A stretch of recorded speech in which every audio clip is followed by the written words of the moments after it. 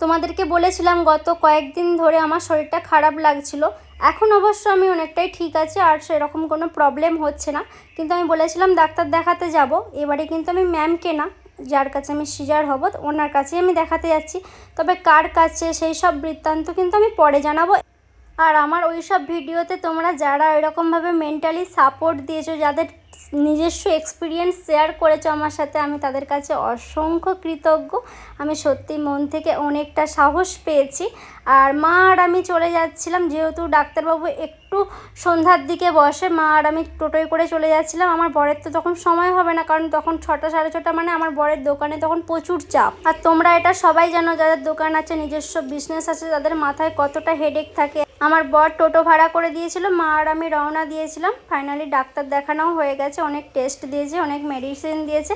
না, কোনো রকম কোনো কমপ্লিকেশান আমার নেই। প্রথম থেকেই তোমাদেরকে বলেছিলাম। আর আমি আগে যাকে দেখাতাম ম্যামও কিন্তু ভীষণ ভালো ছিলেন। আমি ভীষণ কমফোর্টেবল ওনার সাথে কথা বলে হতাম। বাড়ি থেকে দূরত্বের কারণে আমি কিন্তু প্রথম থেকে স্যারকে দেখাতে পারি। আর যেহেতু আমি প্রথম থেকে সিদ্ধান্ত নিয়েছিলাম স্যারের কাছে হব, তাই আর বেশি দেরি না করে এবার থেকে ওনাকেই দেখালাম।